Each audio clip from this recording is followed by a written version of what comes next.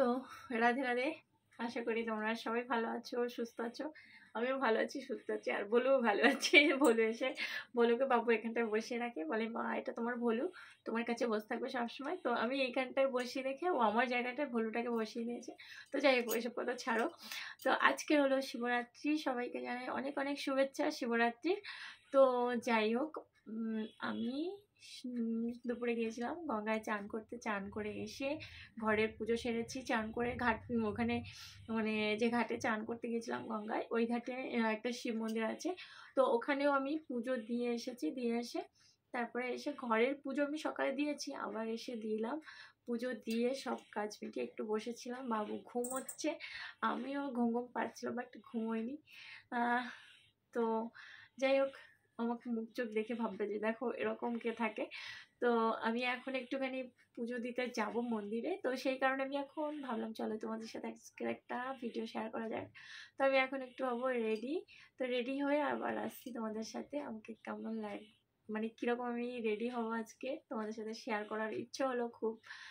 আর শিবরাত্রি বলে কথা, একটু স্পেশাল থাকে। তো চলো দেখা যাক কিরকম কি হয়, কিরকম কি। আমি মাথায় আমার প্ল্যান থাকে অনেক অনেক অনেক, মানে কি বলবো, অনেক ব্রাইট, বাট প্ল্যান কিছুই সাকসেস হয় না, পুরো উল্টো হয়ে যায়। তো জানি না, এটা হয়তো আমার সাথে সবসময় ছোট থেকে হয়ে আসছে আর এখনো হচ্ছে। আগামী তো হবে কিনা জানি না, চেষ্টা করবো পাল্টানোর।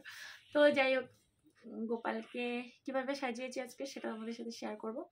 আর চলো যাই, আমি রেডি হইনি, রেডি হয়ে তারপর আসছি তোমাদের সাথে শেয়ার করার জন্য। আর এখানে দেখতে হচ্ছে পুচুবাবু নড়াচড়া করছে, একটুখানি রেডি হওয়ার কথা শুনলো লাভ দিয়ে উঠে পড়বে। তো আমি ওকে এখন ওঠাতে চাই না, একটু ঘুমোক, ওর রেস্ট খুব দরকার, ওর শরীরটা ভালো না, ঠান্ডা লেগেছে। আর আমি পরেছিলাম মেহেন্দি। তো মেহেন্দি পরেই আমি সাথে সাথে উঠিয়ে ফেলেছি। তো সেই কারণে কালার তেমন কিছু এখনও বোঝা যাচ্ছে না, পরে কালারটা হয়তো একটু ডিপ হবে। আর আমার খুব বেশি ডিপ হয় না, তো যাই হয় তোমাদের সাথে শেয়ার করব।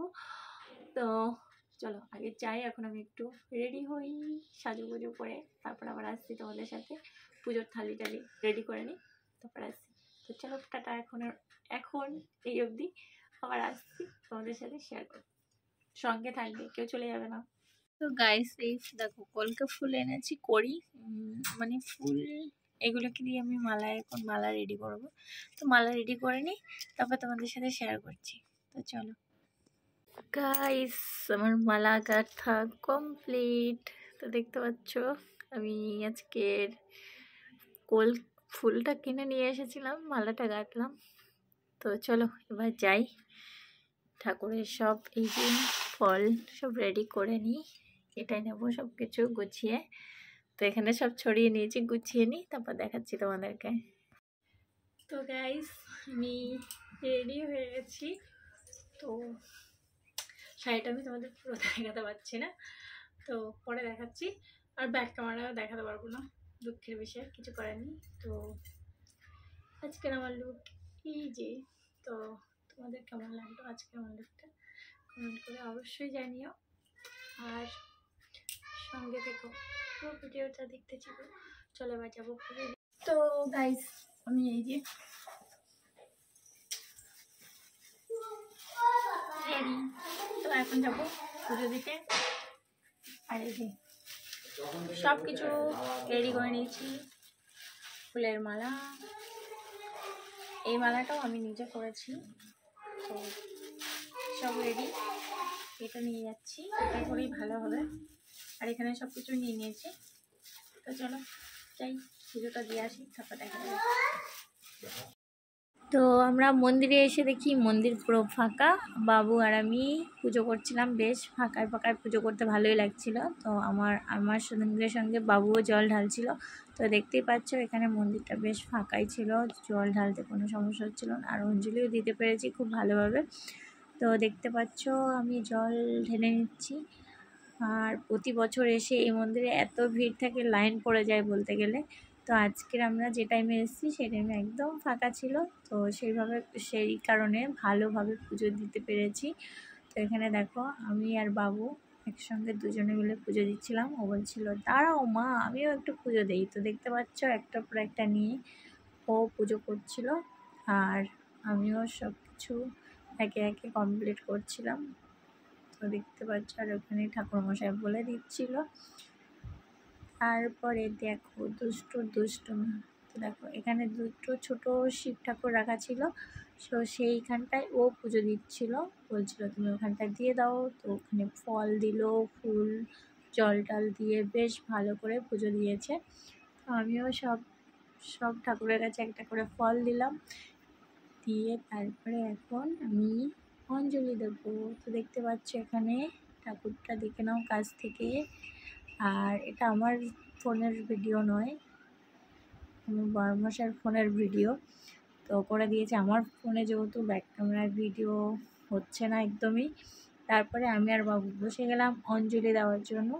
আর বাবু কি করবে বুঝতে পারছিল না, একবার এদিক একবার ওদিক করছিল। তো ঠাকুরমশাই এখানে আমরা যে মিষ্টিটা নিয়ে গেছিলাম সেটাকে পুজো করে দিচ্ছিল, আর এখানে আমি অঞ্জলি দিচ্ছিলাম।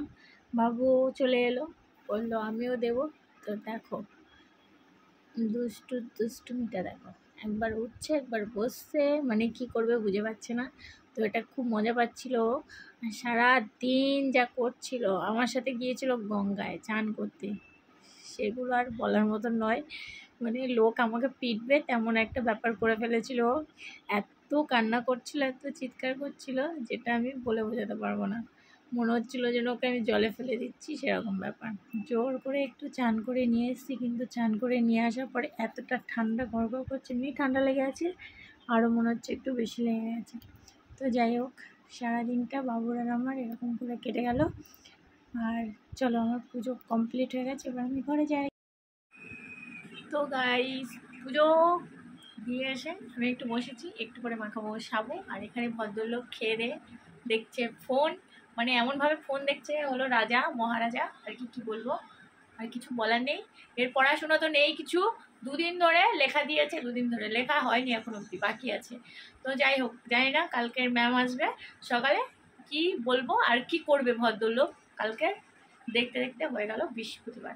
তো চলো যাই, আজকের ভিডিওটা এখানেই শেষ করব। এখনও সাবু যেহেতু অনেক লেটে নিয়ে এসেছি, তা ভিজতে ভিজতে মোটামুটি অনেকটা রাত হয়ে যাবে, আর খেতে খেতেও রাত হবে, তাই তোমাদের সাথে আর শেয়ার করবো না। তো চলো আজকের এখানেই শেষ করি। সবাই ভালো থাকো, সুস্থ থাকো, টাটা।